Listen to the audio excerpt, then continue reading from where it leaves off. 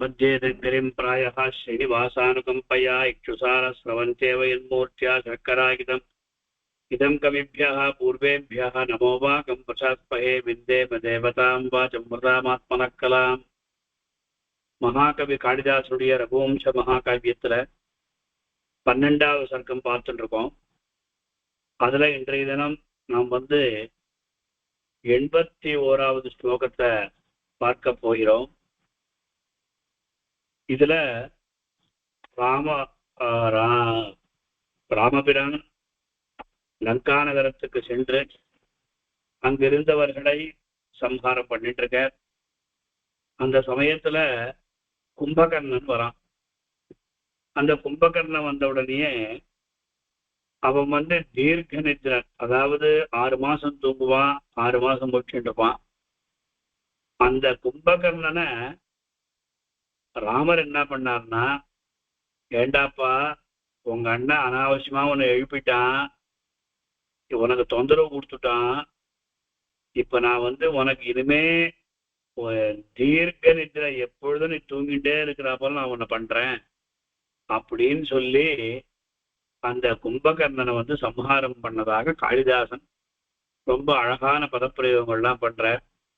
அகாலே போதிதோ பிராத்ரா பிரியஸ்வப்ரோ விருதா பவா ராமேஷு விருத்தீவாசௌ தீர்க்க நித்ராம் பிரவேசிதா. அகாலே போதிதா பிராத்ரா பிரியஸ்வப்னஹ விருத்தா பவான் ராமேஷுபிஹி இதி இவ அசௌ. ஜாகிரதையா கவனிக்கணும். ராம இஷுபிஹி ராமேஷுபிஹி இதி இவ அசௌ தீர்க்க நித்ராம் பிரவேசிதா. இது பதச்சேதம். அதான் பிரியஸ்வப்னஹா காளிதாசனுடைய பிரயோகம் பாருங்கோ. அதாவது எல்லாருக்குமே கும்பகர்ணன் தூங்கிட்டு இருப்பான் அப்படின்னு தெரியும்.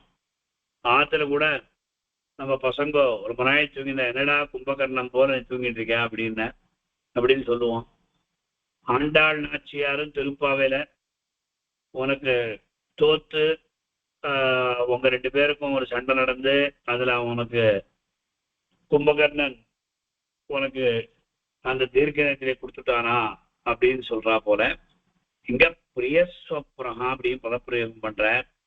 என்ன அர்த்தம் தெரியுமோ இல்லையோ, அதாவது தூக்கத்துல பிரியம் உள்ளவன் அப்படின்றது. ஸ்வப்ன சப்தம் பிரயோகம் பண்ணாலும் தூக்கத்திலேயே பிரியமுள்ள பவான் நீ விருதான்னா வேஸ்ட், வீணாக. பிராத்ரா அகாலே போதிதா, பிராத்ரா சகோதரனான ராவணனாலே, அகாலே போதிதா தகாத காலத்தில் நீ எழுப்பப்பட்டுள்ளாய். இதி இவ இந்த காரணத்தினால் போலும் ராம இஷுபிஹி, இஷுன்னா பானங்களுக்கு பேரு, ராமருடைய இஷுக்களால, அதாவது ராமருடைய பானங்களால், அசௌன்னா இந்த கும்பகர்ணன், அசௌ அமு அமி சப்தம், அசௌ தீர்க்க நித்ராம் பிரவேசிதா. தீர்க்க நித்ரான்னா நெடுந்துயில் அப்படின்னு சொல்றோம் இல்லையா, தீர்க்கமான ஒரு துயில், தீர்க்கமான ஒரு நித்ரை, மரணத்தை பிரவேசிதா இவன் அடைவிக்கப்பட்டான் அப்படின்னு சொல்லி இந்த ஸ்லோகத்தினுடைய சாமான்யமான பொருள். காளிதாசன் ரொம்ப அழகான பதப்பிரயோகங்கள்லாம் பண்ணுவார். இந்த ஸ்லோகத்துல என்ன பண்றாரு அப்படின்னா, ஏம்பா கும்பகர்ணா, நீ இன்னும் உனக்கு 6 மாசம் டைம் முடியல, நடுவுலயே உன்னை எழுப்பிட்டான் உங்க அண்ணன் ராவணாசுரன். சரி, உன்னை வீணாக எழுப்பி விட்டான். அதனால அதாவது தூக்கம் முடிந்து நீ எழுந்திருக்க வேண்டிய அந்த காலத்திற்கு முன்பே, அதுதான் அகாலே, காலம் அல்லாத ஒரு காலத்துல அகாலே போதிதா அப்படின்னு சொல்லி ராவணன் உன்னை வீணாக எழுப்பி விட்டான். உனக்கு தூக்கம் கட்ட தவிர வேறு எந்த விதமான பிரயோஜனம் இல்லை. இதான் சொல்ற. நீ முன்னே, அதாவது 6 மாசம் ஆல, நீ 3 மாசத்துலயோ 4 மாசத்துலயோ உன்னை எழுப்பிட்டான். இதனால உனக்கு எந்த விதமான பிரயோஜனம் இல்லை. நீ இனிமே ராவணனாலையும் எழுப்ப முடியாது, என்னாலையும் எழுப்ப முடியாது, யாராலையும் எழுப்ப முடியாது. அந்த மாதிரி ஒரு நிலைமை.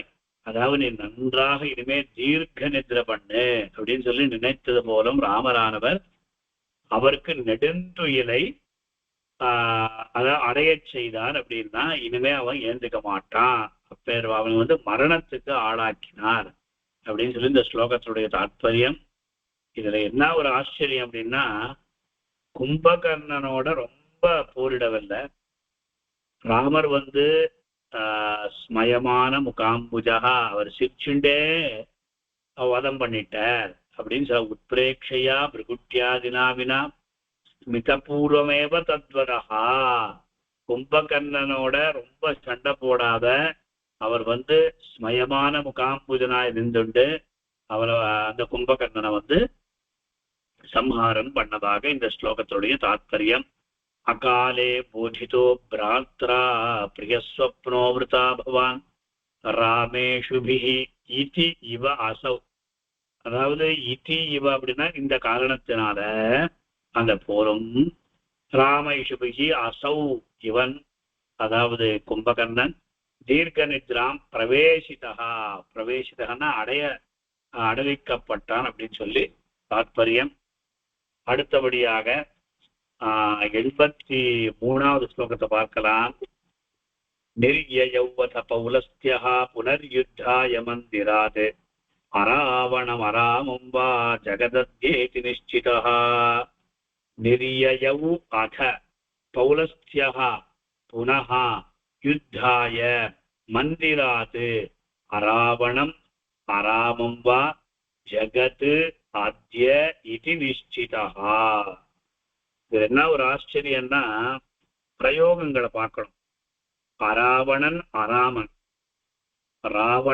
ராவணன் இல்லாம இல்ல ராமன் இல்லாம இவா ரெண்டு பேர்ல ஒருத்தர் தான் இருக்கணும் அப்படின்னு சொல்லி இங்க அத பிறகு பௌலஸ்தியகா புலஸ்தியநந்திரனா இருக்கக்கூடிய ராவணன் அத்ய இன்று இந்த ஜகத் இந்த உலகம் எப்படி இருக்கணும் அப்படின்னா, ஒண்ணு ராவணனாவது இந்த லோகத்துல பழிச்சிருக்கணும், இல்ல ராமனாவது பழிச்சிருக்கணும். இதனால என்ன தெரியுது, இன்றைய தினம் ஒரு முடிவுக்கு வந்துடுறேன். நானாவது போயிடணும், இல்ல ராமரையாவது நான் சம்ஹாரம் பண்ணணும். நானாவது இருக்கணும், இல்ல ராமனாவது இருக்கணும், இல்ல ராமனாவது. இந்த மாதிரி நிஷ்டிதா அராவணன் அப்படின்னா அந்த ராவணன் அற்றதாகவோ அராமம் வா ராமனற்றதாகவோ இந்த ஜகத்தானது பவேத் ஆகும் இதி என நிச்சிதா இந்த மாதிரி நிச்சயம் பண்ணி புனகா மறுபடியும் யுத்தாய யுத்தம் செய்வதற்காக மந்திராது நிர்ஜயோ தன்னுடைய கவனத்திலிருந்து நெறியவுன வெளிவந்தான் அப்படின்னு சொல்லி இது பிரதி பதார்த்தம். இதுல ராவணனுக்கு யாருமே இல்லை. காளிதாஸ் சொல்றார், கும்பகர்ணன் பட்டு போனான் குழமணி தூரமே அப்படின்றார். பெரிய திருமணியில ஒரு 10 பாசுரம், அழகான பாசுரம். ஏத்துகின்றோம் நாத்தழும்ப ராமன் திருநாமம் சோத்தனம்பி சுக்ரீவா உண்மை வார்த்த பேசீரம்மை உங்கள் வானரங்கொல்லாமே கூத்தர் போல ஆடுகின்றோம் குழமணி தூரமே அப்படின்னு சொல்லி இந்த 10 பாசுரத்துல இந்த இந்த லங்கா நகரத்தில் நடக்கின்ற சம்பவங்கள் எல்லாத்தையுமே சொல்லிட்டார் ஆழ்வார், திருமங்கி ஆழ்வார். அதுல சரி அதான் கும்பகர்ணன் போயிட்டான். இந்திரஜித் முதலான ராட்சசர்கள் தலைவர்கள் எல்லோரும் எல்லாருமே இறந்த பின் ராவணன் எந்த விதமான சாகாயம் இல்லாம இருக்கிறான். தன்னை தவிர வேறு எவருமே போர் செய்ய தகுந்தவர்கள் இல்லாத காலத்தில் ராவணன் என்ன பண்ணான், தன்னுடைய பவனத்திலிருந்து வெளிவந்தான். எங்கே அப்படின்னா நகரம் இருக்கே அதை விட்டு தானே நகரை விட்டு வெளியில் வந்தான். ராமரை கொல்வது அல்லது அவரால் தான் கொல்லப்படுவது என்ற இரண்டில் ஒன்று இப்பொழுது நிச்சயமாக வேண்டும் என உறுதி செய்து அந்த மாதிரி அங்கேருந்து புறப்பட்டான் அப்படின்னு சொல்லி காளிதான் சொல்ற. இதுல என்னன்னா தெலுங்குல விஜயமோ வீரஸ்வர்க்கமோ சொல்ற அந்த மாதிரி வெற்றியோ தோல்வியோ இன்றைய தினம் நிர்ணயிக்கப்பட வேண்டும் என்பது அவருடைய கருத்து. புனகா இந்த பதம் கவனிக்கணும். நெய்யௌவத பௌலஸ்தியாக புனர்யுத்தாய மந்திராது அப்படின்னு சொல்லி புனகான்னா மறுபடியும். எத்தனை தடவை இந்த மாதிரி? சில இதுல 3 தடவை இந்த மாதிரி வந்ததாக சொல்ற, சில இடத்துல 2 தடவை அப்படின்ற. மறுபடியும் அப்படின்னு சொன்னா முன்பு அந்த ராவணன் யுத்த பூமிக்கு வந்துள்ளான் என்பது இங்க குறிப்பிடப்படுகிறது. ராவணன் 3 முறை யுத்த களத்திற்கு வந்து சண்டை செய்ததாக ராமாயணம் நமக்கு சொல்லுகிறது. அதுல அந்த ராவணன் வீசிய அந்த வேல் இருக்கே, அது லக்ஷ்மணன் மேல பாய்ந்த பொழுது அராவணம் அராமம் வா ஜெகத்ரக்ஷத வானராக என்று இந்த எங்க வருது நமக்கு ராமாயணத்துல ஒரு இடத்துல வருது. யுத்த காண்டத்துல சீற்றம் கொண்டு ராமர் கூறியதாக அங்க இருக்கு. இதை நம்ம டிஃபரன்ஸ் கவனிக்கணும். அராவணம் அராமம் வா ஜெகத் அப்படின்னு சொல்லி ராமன் சொல்லதாக ராமாயணம் சொல்றது. ஆனா காளிதாசன் அங்க மாற்றி என்ன பண்ண, ராவணன் சொல்வதாக இங்க சொல்ற. வாஸ்தவமா சொன்னா இங்க அராமம் என்ற சொல்லை முதலிலே வைக்க வேண்டி இருக்க அராவணம் என்று இந்த மாதிரி சொல்றாரு. இதனால என்ன ஒரு விஷயம் தெரியுது அப்படின்னா, ஜாத்தவியமிதி ஜனம ஜேதவியமிதி காகுஸ்தா மர்த்தவியமிதி ராவணஹாகின வால்மீகி இன்னொரு இடத்துல சொல்றார். இதனால என்ன தெரியுது அப்படின்னா, ராமரோ சொல்லட்டும், ராமர் அந்த மாதிரி சொல்ல மாட்டார் அப்படின்னு சில பேருடைய கருத்து. அராவணம் அராமம் வா, இதுல முதல்ல அராமம் வா சொல்லும் பொழுது நானாவது இருக்கணும் இல்ல அவனாவது இருக்கணும் அப்படின்னு சொல்லி இருக்கு. இந்த மாதிரி இருக்கிறதுனால ராவணன் மறுபடியும் யுத்த களத்திற்கு வரா. இனிமே யுத்தம் நடக்க போகிறது. அதுல எப்படி யுத்தம் நடக்கிறது, ராவணன் எப்படி யுத்தம் பண்றான், ராமபிரான் எப்படி யுத்தம் பண்றார், இந்த வழியெல்லாம் சொல்ல போகிறார். நெய்யௌவத பௌலஸ்த்யஹ புனர்யுத்தாய மந்திராத் அராவணம் அராமம் வா ஜெகதத்யேதி நிஷ்சிதா. அடுத்தபடியாக 84வது ஸ்லோகம். ராமம் பதாதிமாலோக்ய லங்கேஷஞ்ச வரூச்சினம் அரியுக்யம் ரதம் தஸ்மை பிரஜிகாய புரந்தரஹ. ராமம் பதாதிம் ஆலோக்ய லங்கேஷம் ச வரூச்சினம் ஹரியுக்யம் ரதம் தஸ்மை பிரஜிகாய புரந்தரஹ. ராவணன் தேர் மேல இருந்துட்டு யுத்தம் பண்றான். ராமருக்கு தேரே இல்லையா, அவர் கீழே தரையில் நின்றுட்டு யுத்தம் பண்றாராம். அதை பார்த்து இந்திரன் தன்னுடைய ரதத்தை ராமருக்கு கொடுத்ததாக இந்த ஸ்லோகத்துடைய சாரம். பதாதிம், பதம் அப்படின்னா நம்ம தரையில் நடக்கின்ற ராமம், அந்த ராமரை, வரூச்சினம், வரூச்சினம் அப்படின்னா தேரோட இருக்கின்ற, லங்கேஷம் ச ராவணனையும், ஆலோக்கிய வீக்ஷ்ய திருஷ்டுவா பார்த்து கண்டு, புரந்தரஹா இந்திரன், ஹரியுக்யம் அதாவது ஹரி சப்தத்துக்கு குஜரை ஒரு அர்த்தம். இங்க இன்னும் அதாவது யுக்யம் ஹரியுக்யம் அப்படின்னு சொன்னா பொன்னிற குதிரைகள் பூட்டிய ரதம் தேரை, தஸ்மை பிரஜிகாய, தஸ்மைன்னா ராமருக்கு கொடுத்தான், அனுப்பினான், பிரஜிகாய அங்கேருந்து அனுப்பினான் தேவேந்திரன். இது பிரதிபதார்த்தம். யுத்த அந்த சீன் நம்ம பார்க்கிறோம். எப்படி யுத்தம் நடக்கிறது அப்படின்னு பார்க்கிறோம். எல்லாரும் பார்த்துட்டு இருக்கா. அப்பொழுது ராமர் தரையில் நின்றுட்டு இருக்கார். அங்க நடந்து போய் அவர் பண்றார். ராவணனும் ஒரு தேர் மேல ஏறிட்டு இருக்கான், ஏறி நிக்கிறான். இத பார்த்த உடனே தேவேந்திரனுக்கு கொஞ்சம் கஷ்டம். ஐயோ, இந்த மாதிரி ராமபிரான் இந்த மாதிரி யுத்தம் பண்றது நன்னா இல்லைன்னு சொல்லி அவர் ஒரு ஆச்சரியமான ஸ்வர்ண ரதத்தை அமைச்சதாக, பொன்னிற குதிரைகள் பூட்டிய ரதத்தை அமைச்சதாக நமக்கு இங்க இந்த விஷயத்த சொல்ற. ராவணன் ரதத்திலும் ராமர் தரையிலும் நின்று சண்டையிட்ட அந்த அந்த காட்சி இருக்கே, அது ரொம்ப நல்லா வர்ணிக்கிறார். இதுல என்ன ஒரு பியூட்டின்னா, இது சமமான யுத்தம் அல்ல. ரெண்டு பேரும் ஒரே இதுல இருக்கணும். இவன் தேர் மேல இருந்தா அவனும் தேர் மேல இருக்கணும்.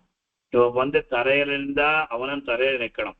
ஒருத்தன் தரையில ஒருத்தன் தேர்லன்னா இது சமமான யுத்தம் அல்ல அப்படின்னு பார்த்துட்டு, பதாதிகி பதாதிகி அப்படின்னா நமக்கு அக்ஷௌஹிணி சேனான்னு சொல்லுவா.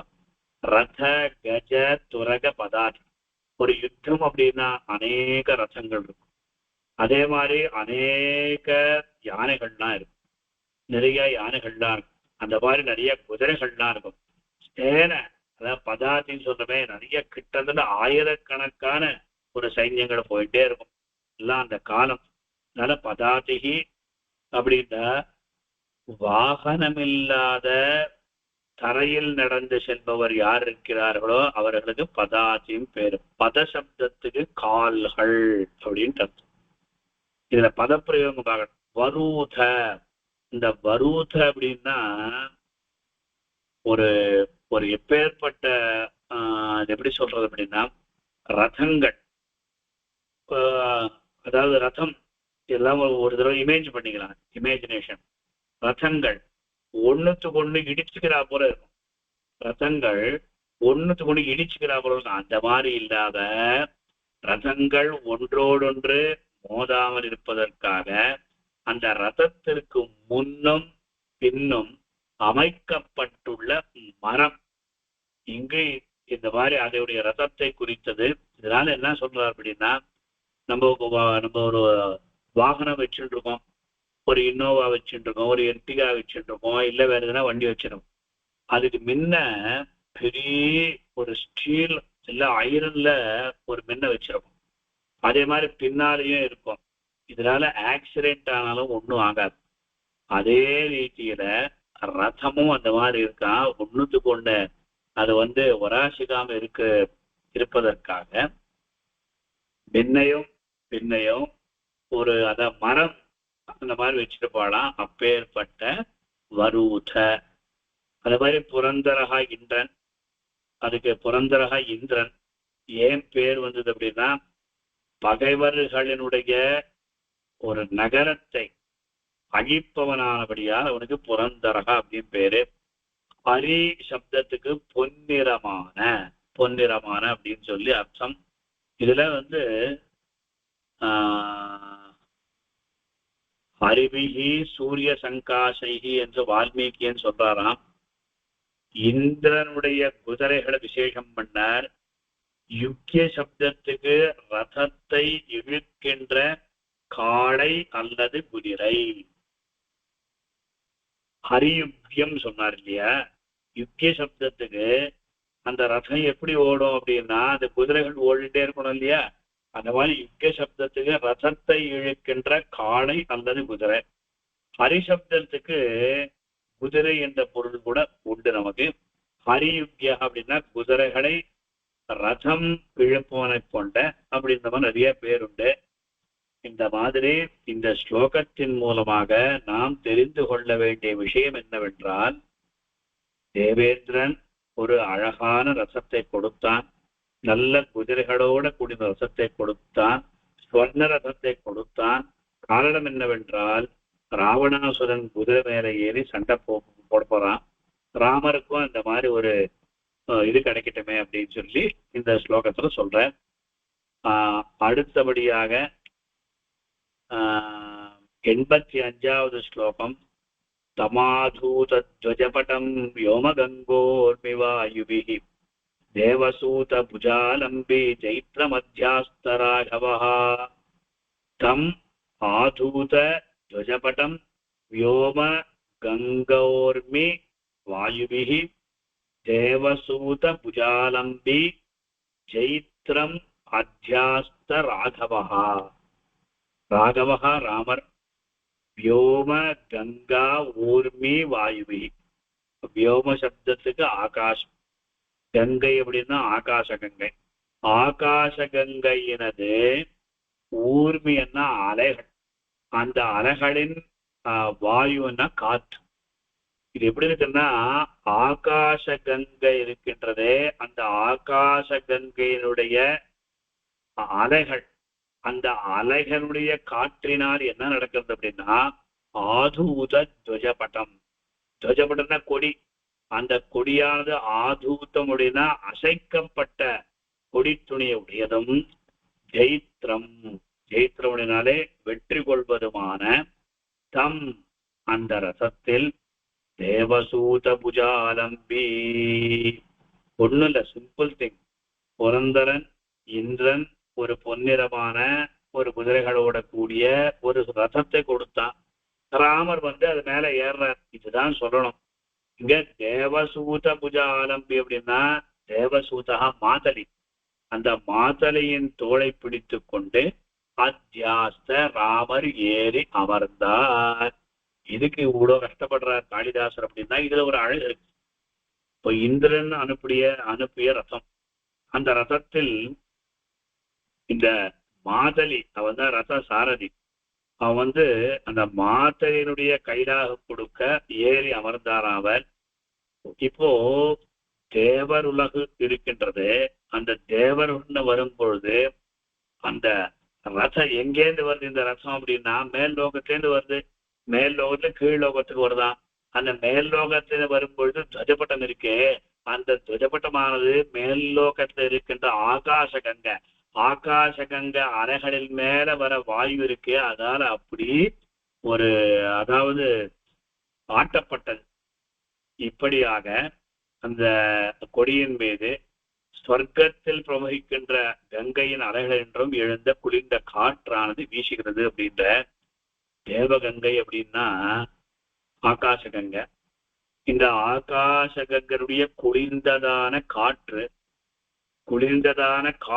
வீசுகிறது அப்படின்னாலே சுபசகுனம் அப்படின்னு சொல்லுவேன் மகாகவி காளிதாசன் சாகுந்தலத்துல அந்த சகுந்தலைய கணவருடைய வீட்டுக்கு அனுப்பும் பொழுது சாந்தானுகூல பவனஸ்ச சிவஸ்ச பந்தாக அப்படின்ற அந்த சாந்தமாவும் அனுகூலமாவும் இருக்கின்ற வாயு சாந்தானுகூல பவனஸ்ச சிவஸ்ச பந்தாக சிவசப்தத்துக்கு மங்களகரமான ஒரு மார்க்கம் அப்படின்னு சொன்னோம் சாந்தானுகூல பவனஸ்ச சிவஸ்ச பந்தாக அந்த மாதிரி அனுகூலமான வாயு அந்த அனுகூலமான காற்று வீசினால் இது சுபசகனம் இப்ப அனுகூலமான காற்று வீசுகின்றது அப்படின்னு சொல்லி அந்த தேவரசமானது பூலோகத்தை ஸ்பர்சித்ததாகையால் அந்த மாதலி கை கொடுத்து ராமரை ரதத்தில் ஏற்றுவித்தான் அப்படின்னு சொல்லி தேவசூத புஜாலம்பி அவன் தோல் மேல கிழிச்சுன்னு ராமர் ஏறினதாக சொல்ற ஆதூதே இத்தியாதி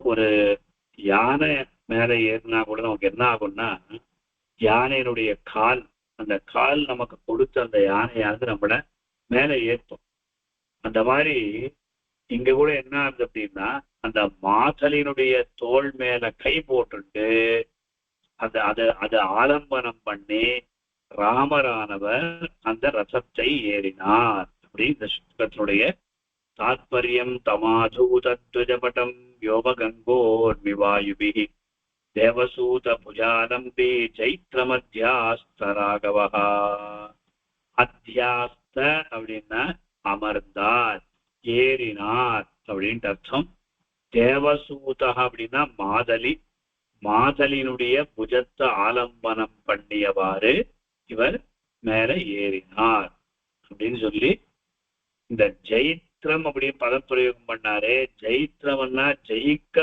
கூடியது அப்படின்ட்டு அர்த்தம். அந்த மாதிரி இப்போ கிரிக்கெட் பார்த்தா அந்த பிச்சு ஒருத்தருக்கு அச்சு வரும், சில பேருக்கு அச்சு வராது.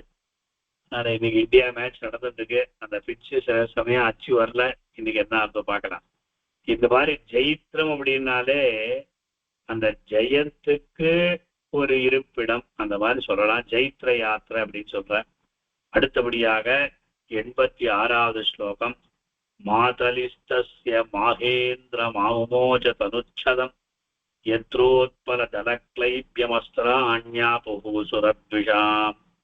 மாதலிஹி தஸ்ய மாகேந்திரம் ஆமுமோஜ தனுச்சதம் யத்ர உத்பல தல க்ளைப்யம் அஸ்திராணி ஆபுஹு சுரத்விஷாம். இது பதச்சேதம். மாதலிஹி தஸ்ய மாகேந்திரம் ஆமுமோஜ. எத்தனைன்னா ஒரு கவச்சம், எந்த கவச்சத்தின் மேல் சுரத்விஷாமஸ்திராணி. சுரத்விட்டு அப்படின்னா அசுரர்கள், சுராக அப்படின்னா தேவர்கள், தேவர்களுடைய எதிரிகள் சுரத்விஷாம். சுரத்விஷாம் அஸ்திராணி, அவளுடைய அஸ்திரங்களானது உட்பலதல கிளைபியம். உட்பலம் அப்படின்னா நீலோத்பலம் சொல்றோம் இல்லையா, நீலோத்பல இதழ்கள். தலம் அப்படின்னா இதழ்கள். அந்த இதழ்களின் பலமற்ற தன்மையை ஆபுஹு இதெல்லாம் அடைந்தனவோ தம் அத்தகைய மாகேந்திரம் தனுச்சதம். மகேந்திர சம்பந்தி மாகேந்திரம். ஆக மகேந்திரனுக்கு சம்பந்தப்பட்ட தனுச்சதம். தனுன்னா சரீரம், சதம் அப்படின்னா அந்த ஆச்சாதனம் சொல்றோம் இல்லையா, அந்த சரீரத்தையானது மூடுகின்ற கவச்சம். தனுச்சதம்னா கவச்சம், கவச்சத்தை. மாதலிஹி மாதலியானவர் தஸ்ய அந்த ராமருக்கு ஆமுமோச்ச. ஆமுமோச்சன அணிவித்தார் அப்படின்னு சொல்லி ஸ்லோகத்தினுடைய சாமான்யமான பொருள். இப்பொழுது ராமர் சண்டை போட போறார். இது சாதாரணமான சண்டை இல்லை, இது ரொம்ப ஒரு கொடூரமான சண்டை. அந்த சமயத்துல நமக்கு நம்மளை காப்பாத்திக்கணும். அப்படின்னா எப்படி காப்பாற்றுறதுன்னா, அதுக்கு நமக்கு எதனா கவச்சம் போகணும். அந்த கவச்சம் இல்லாத நம்மளால ஒண்ணும் பண்ண முடியாது. அதனால மாதிரி என்ன பண்ண, இந்திரனுடைய கவச்சம், அந்த இந்திரனுடைய கவச்சத்தை ராமருக்கு அணிவித்ததாக இங்க சொல்ற. இப்ப இது எப்படி வந்தது அப்படின்னா, இந்திரன் தேவாசுர யுத்தத்துல அவன் போர் செய்த சந்தர்ப்பத்துல அசுரர்கள் எறிந்த அந்த அம்புகள் எல்லாம் அவன் அணிந்திருந்த கவசத்தின் மேல் படும் பொழுது தாமரை இதழ் போல அதுவெல்லாம், தாமரை இதழ் எவ்வளவு மென்மையா இருக்கும், அது நிக்குமா? நிற்கவே நிற்காது, பலமற்ற இதுவா இருக்கும். அத்தகைய உறுதி பெற்றுள்ளது அந்த கவச்சம் அப்படின்னு சொல்லி கொஞ்சம் பெருமையா சொல்றார். ராவணாசுரன், அந்த ராவணனும் அவனை சேர்ந்தவர்களும் எரிந்த அம்புகள் ராமர் அணிந்திருந்த கவச்சத்தின் மேல் பட்டு திறமையற்ற ஒரு நிலைமை பெற்றதாக இங்க வியாக்கியாதாக்கள் கூறுகிறார். இப்படி மாகேந்திரம், இந்திரனுடைய தேசத்தில் பொருந்திய கவச்சம். ரொம்ப ஆச்சரியமா சொல்றார் காளிதாசன். ஒரு சொக்கா இருக்கு, இந்த சொக்கா நமக்கு ஃபிட்டா இருக்கும், நமக்கு லூஸா இருக்கும். இந்த சொக்கா சில பேருக்கு அசல் கரெக்டா இருக்கும், நமக்கு ஃபிட்டா இருந்தாலும் நமக்கு லூஸா இருந்தாலும் அவளுக்கு கரெக்டா இருக்கும். அந்த மாதிரி இந்திரனுடைய கவச்சமானது ராமருக்கு ரொம்ப ஃபிட்டா இருந்ததுதான். கவச்சம் அந்த ராமருடைய உடலுக்கு ரொம்ப ரொம்ப ரொம்ப அது பொருந்தமா இருந்தது அப்படின்னு சொல்லி இங்க சொல்ற. இதனால் ராமரது உடல் பணைப்பு, அந்த உடலுடைய ஸ்வரூபத்தினுடைய விக்கிரகத்தினுடைய அந்த சரீரத்தினுடைய ஒரு ஸ்ட்ரக்சர், அந்த பாடி, அதை பத்தி சொல்றார். கவச்சம் சாக்னி சன்னிவம் அப்படின்னு சொல்லி கவச்சத்தை ராமாயணத்துல கூட சொல்றார். இப்படி மாதலி இந்திரனுடைய கவசத்தை ராமருக்கு அணிவித்தார் அப்படின்னு சொல்லி இந்த ஸ்லோகத்தினுடைய தாத்பரியம். மாதலிஸ்தஸ்ய மாகேந்திரம் ஆமுமோஜதனுச்சதம் யத்ரோத்பல தளக்ளைவ்யம் அஸ்திராணி ஆபுஹு சுரத்விஷாம். உட்பல தளக்ளைவ்யம் ஏன் போட்டாருன்னா அவ்வளவு மெல்லியதாக இருக்கு இருந்தது. கவச்சத்தின் மேல விழுந்ததெல்லாம் ஒண்ணுமே இல்லாத பலமற்றதாயிடுச்சு அப்படின்னு சொல்லி ஸ்லோகத்துடைய தாற்பயம்.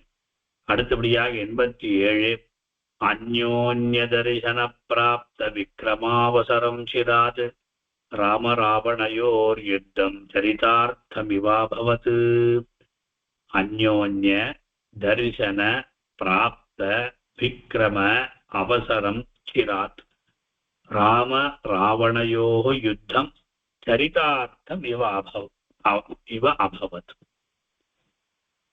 சிராத் சிராத் அப்படின்னா சிறகால சிரஞ்சீவின்னு சொல்றோம். சிரஞ்சீவின்னா ரொம்ப நாள் அநேக காலம் நீ ஜீவிச்சிருக்கணும் அப்படின்னு அர்த்தம்.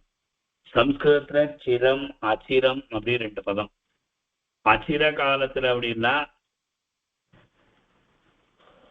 ரொம்ப சீக்கிரம் அப்படின்னு அர்த்தம். சிறகாலம் அப்படின்னா ரொம்ப நாள் அப்படி.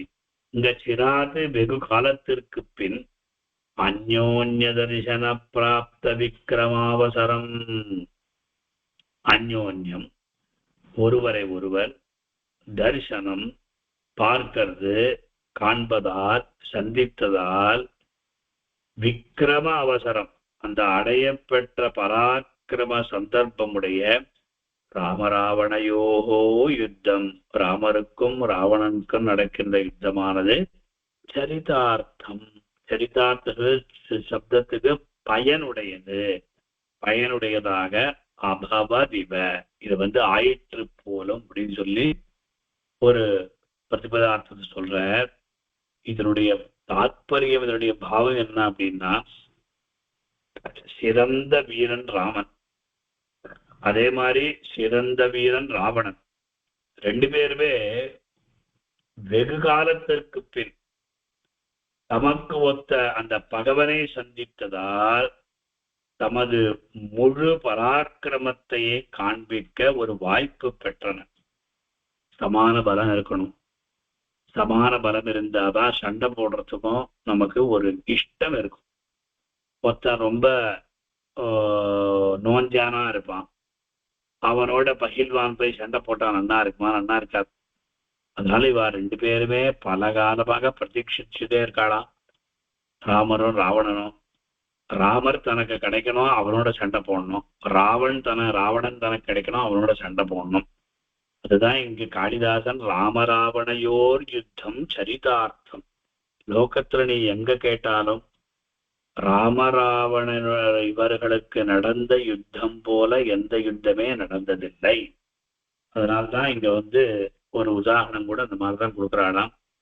இப்படியாக அந்த அந்த 2 பேருடைய வீரத்தை முற்றிலும் காண்பதற்கு காரணமான அந்த யுத்தமானது உண்மையிலே அது ஒப்பற்றதாய் இருந்து கொண்டு, யுத்தம் யுத்தம் அப்படின்னா அந்த சொல்லின் முழு பொருளையும் உடையதாக இருந்தது அப்படின்னு நாம் சொல்லலாம்.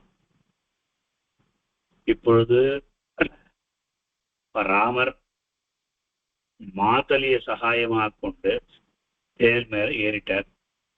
ஆழ்வாரும் மாதலிலேர் முன்புகோல் கொள்ள மாய நிராவணன் மேல் சரமாரி தாய் தலை அத்தத்து வீழ தொடுத்த தலைவன் வரவெங்கும் காடேன் போதலன் நாவில் புதுவடன் நார பொறிவண்டின் காமரங்கேட்டு உன் காதலியோடு உடன்வாழ் குழிலே என் கருமாணிக்கம் வரக்கூவாய் அப்படின்னு ஆட்சியாத்திரம் சொல்ல. மாதலி தேர் முன்பு கோல் கொள்ள மாய நிராவணன் மேல் சரமாரி தாய் தலை. எவ்வளவு சிம்பிளா ஆழ்வார் சாதிக்கிறார். காளிதாசனும் அந்த மாதிரிதான் நீங்க சொல்றார். இந்த ஸ்லோகம் ரொம்ப நமக்கு பிரசித்தமான ஒரு ஸ்லோகமா இருக்கு, அமையக்கூடியது. யுத்த காண்டத்துல 107வது சர்க்கத்துல வருது. அதுல ராமராவணையோர் யுத்தம் ராமராவணையோர் இவ ஒப்பிடுத. லோகத்துல அப்பைய தீட்சிதர் சொல்ற, ககனம் ககனாகா.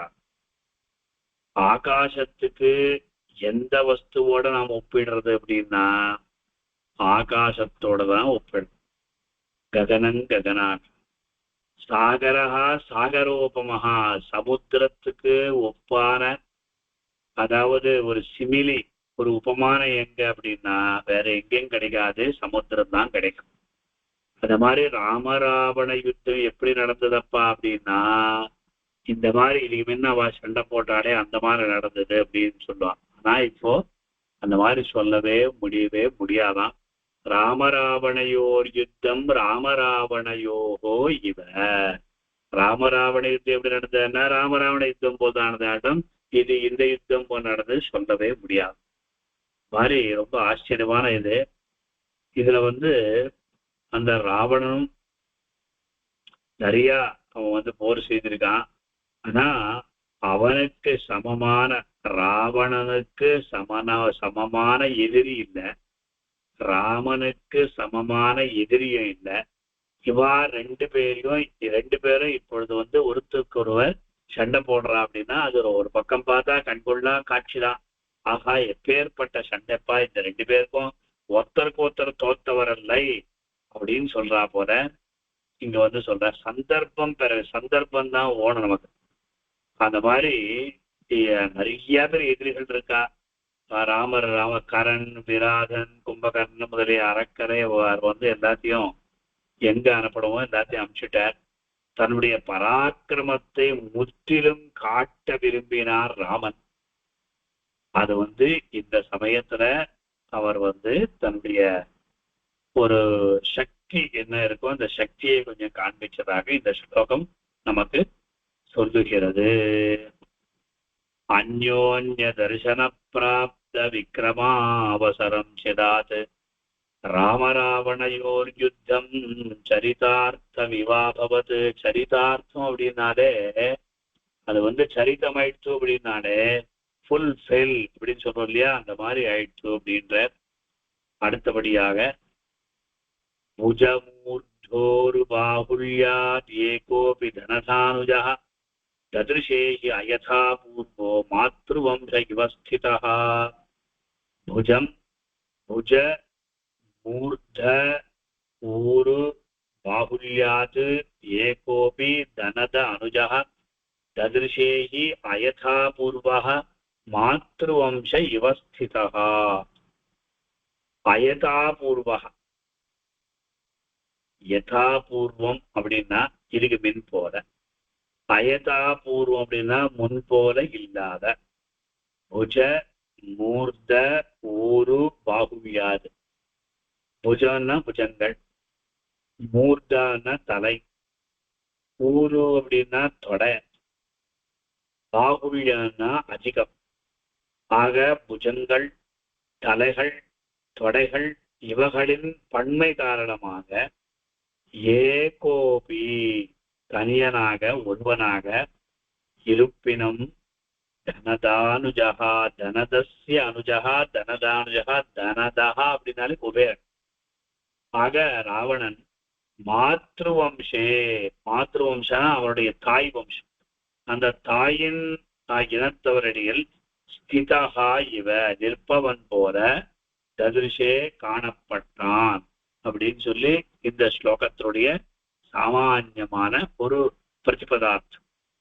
இதுல எவ்வளோ விஷயங்கள் அடங்கி இருக்கின்றன.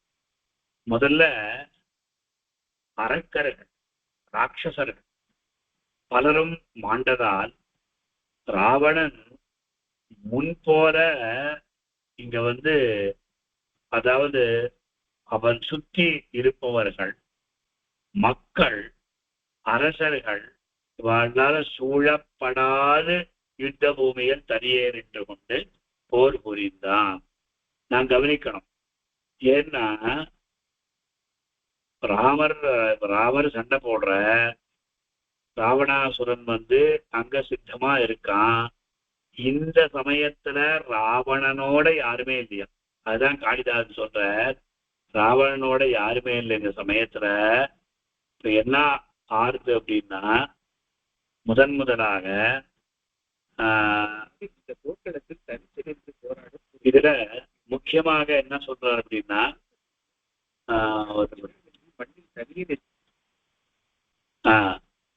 யுத்த பூமியில தனியே நின்று கொண்டு அவன் சண்டை போடுறான்.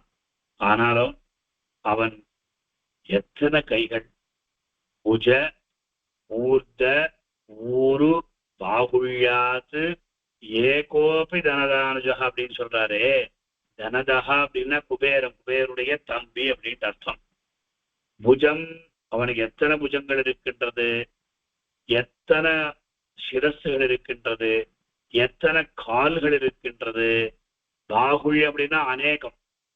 இதனால என்ன ஆறுது அப்படின்னா ராவணனுடைய கைகள் 20. அதே மாதிரி எத்தனை தலைகள் அப்படின்னா 10 தலைகள். எத்தனை கால்கள் அப்படின்னா 4 கால்கள் தான். நம்ம ஒரு தடவை இமேஜின் பண்ணலாம். 4 கால்கள் உடையவனாக இருந்ததால் ஒருவனாய் இருப்பினும் வாஸ்தவமா சொன்னா கும்பகர்ணன் இல்ல, மேகநாதன் இல்ல, பக்கத்துல யாருமே இல்ல. ஆனா இவன் ஒருத்தன் தான் இருக்கான். ஒருத்தனாய் இருந்தாலும் அவனுடைய அந்த தாய் இனத்தவரான அரக்கர்களிடையில் நிற்பவன் போல பார்ப்பவர் கண்களுக்கு இந்த மாதிரி தென்பட்டான் அப்படின்னு சொல்லி கவி சொல்ற. இப்போ தசாஸ்யோ விம்சதி புஜா சதுஷ்மான் மானமந்திரா லங்கேஸ்வரோ யாத்து பதிஹி சன்னாஹோஸ்ய விரோச்சகः. தசாஸ்யஹ, ஆஸ்யஹ, ஆஸ்ய சப்தத்துக்கு முகம் அப்படின்ட்டு அர்த்தம். தசாஸ்யஹன்னா 10 தரகளை உடையவன். விம்சதி புஜஹா அப்படின்னா 20 புஜங்களை உடையவன். சதுஷ்பான் அப்படின்னு சொன்னா 4 கால்களை உடையவன்.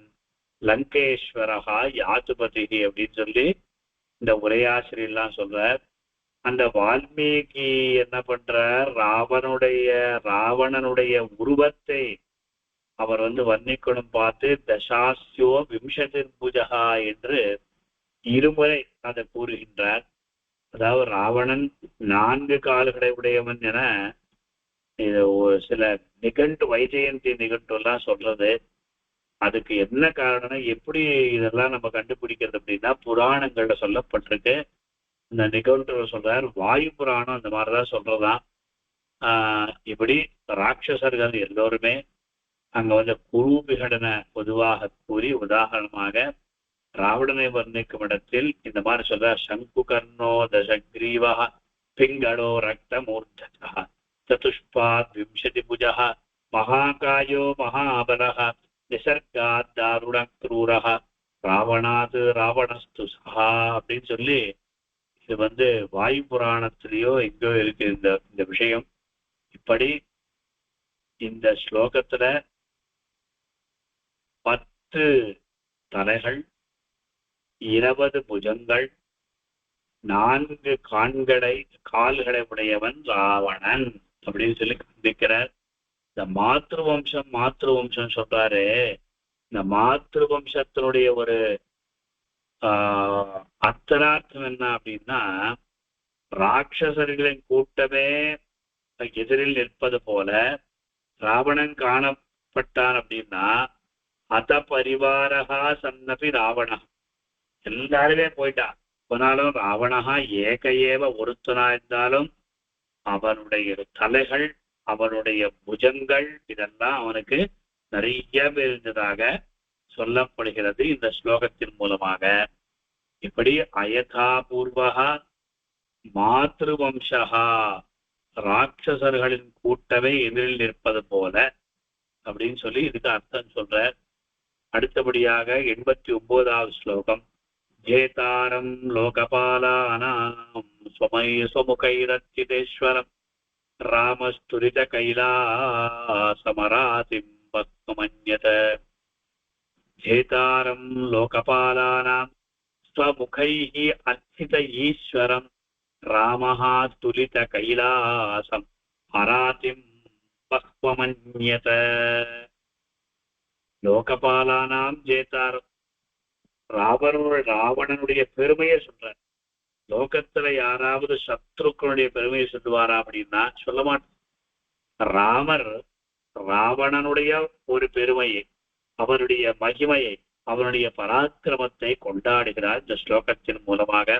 லோகபாலானா, லோகத்தை திக்பாலகர்கள் அப்படின்னு பேரு, திக்பாலர்களை எல்லாம் ஜேதாரம் வென்றவன், வென்றவனும் ஸ்வமுகைஹி அர்ச்சித ஈஸ்வரம், தன் தலைகளால், ராவணனுடைய தலைகளால் அர்ச்சித ஈஸ்வரம், சிவபிரானை அவன் ராவணாசுரன் அர்ச்சனை பண்ணான்.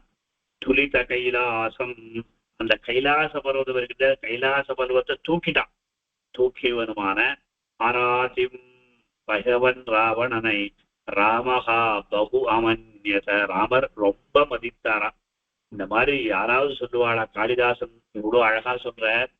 ராவணன் எப்பேற்பட்டவனா? திக்பாலர்களை எல்லாரையும் வென்றவனவன். இது ஒரு பாயிண்ட். தன் தலைகளை ஒவ்வொன்றாக அறுத்து அக்னியல் ஹோமம் செய்தான், சிவபிரானை மகிழ்வித்தான். இது இரண்டாவது. அதே மாதிரி கைலாச மலை இருக்கின்றதே, கைலாச மலையும் பெயர்த்தான். இது மூணாவது.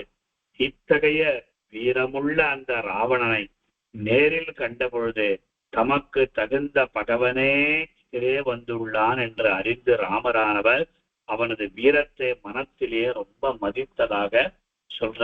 ஜேதாரம் லோகபாலானா, மூணு விஷயங்க. ஜேதாரம் லோகபாலானா ஒண்ணு, ஸ்வமுகைஹ அர்ச்சிதேஸ்வரம் ரெண்டு, துரித கைலாசம். காளிதாசுடைய அபிப்பிராயம் என்ன அப்படின்னா, ஜேதாரம் லோகபாலானா அப்படின்னா அந்த ராவணனுடைய பராக்கிரமத்தை இங்க காளிதாசன் சொல்லுகிறார். ஸ்வமுகைஹி அர்ச்சிதேஸ்வரம் அப்படின்னா தன்னுடைய, அதாவது தன் தலைகளை வெட்டி அந்த சிவபிரானுக்கு கொடுத்ததாக சரித்திரம் சொல்றது என்பதால் மனோதைரியமும் அவனுக்கு இருக்கின்றது. இரண்டாவது. மூணாவது துரித கைலாசம் அப்படின்னா புஜபலங்குடன் ராவணாசுரனுக்கு இருக்கின்றது என்றவாறு இந்த ஸ்லோகத்தினுடைய தாத்பரியம். இதுல ராவணன் எப்பொழுது தன்னுடைய தலையை சிவபிரானுக்கு அர்ப்பித்தான் அப்படின்னு பார்க்கும் பொழுது ராவணன் என்ன பண்ண, அந்த தவம் செய்வதற்காக கோகர்ண ஆசிரமத்துக்கு போனாராம். அந்த பஞ்சாக்னி மத்தியில நின்று 16,000 வருஷம் ராவணன் தபஸ் பண்ணானாம். ஒவ்வொரு 1000 வருஷங்கள் முடிவில் என்ன பண்ணுவானா ராவணன் தன் தலைகளை ஒவ்வொன்றாக அறுத்து ஆகுதி செய்வான். இவ்வாறு 9 தலைகளையும் 9,000 வருஷங்களில் அறுத்தவின் இந்த 10வது 1000 வருஷம் முடிவில் இந்த மிஞ்சியுள்ள அந்த 10வது தலையும் அறுக்க முயன்றான். அப்பொழுது பிரம்மதேவர் சொல்றாராம், அவன் முன் தோன்றி அவன் விரும்பிய அந்த வரத்தை இவர் அதை கொடுக்காதவுடன் அவன் இழந்த 9 தலைகளும் தோன்றும்படி வரமளித்தார் என்று ராமாயணம் சொல்லுகிறது. இத்தகைய கொடிய தவத்தில் சிவபிரானை மகிழ்வித்ததாக கவி கூறுகிறார். அப்போ மனோதைரியம். இந்த காலத்துல, ஒரு காலத்துல சர்ஜரி ஆபரேஷன்னாலே பயம். இந்த காலத்துல சர்ஜரி ஆபரேஷனுக்கு நேரடி காணொலி அப்படியே பார்த்து லைவ் லொகேஷன் போல லைவாவே பார்த்துக்கலாம். எங்க அறுக்கிறா என்ன பண்றான்னா அவன் ஆல்ரெடி இந்த மருந்து கொடுத்துடுறான். இந்த மாதிரி இங்க என்ன பண்றான்னா ராவணன் அந்த சிவபிரானை மகிழ்விப்பதற்காக தன்னுடைய ஒவ்வொரு தலையும் அங்க தானே அறுத்து போட்டானா அந்த ஹோமத்துல. இதுதான் ஒரு விஷயம். ரெண்டாவது விஷயம் என்ன சொல்றாருங்க, துரித கைலாசம் அப்படின்ற. துரித கைலாசம்னா அந்த கைலாசத்தை பஞ்சு போல தூக்கி எரிஞ்சுட்டானாம். குபேரனிடம் இருந்த புஷ்பக விமானம், அந்த புஷ்பக விமானத்தை ராவணன் அங்கேருந்து அபகரித்து வந்தான். அவன் என்ன பண்ணா, கைலாசத்தினுடைய மலைக்கு மேல் அந்த விமானம் செல்லாது தடையுற்று நின்றதை கண்டு யோசித்த பொழுது நந்தி சிவபிரான் வசிக்கின்ற இந்த மலைக்கு மேல் யாரும் செல்ல முடியாதுன்னு கூறினான். உடனே ராவணன் கோபம் கொண்டு அந்த மலையை பெயர்த்திருவதாக கூறி தனது 20 கைகளாலும் அம்மலையை அசைத்தான். மலை அசைவதை புணர்ந்த மலை அசைவதை உணர்ந்த சிவபிரான் தமது கால் கட்ட விரலால் அழுத்தவும் தன் கைகள் மலையினடியில் சிக்குறத் தவித்த ராவணன் 1000 வருஷங்கள் சாமகானம் செய்து சிவபிரானை மகிழ்வித்து விடுதலை பெற்றான் அப்படின்னு சொல்லி இந்த ஸ்லோகத்துல சொல்றார்.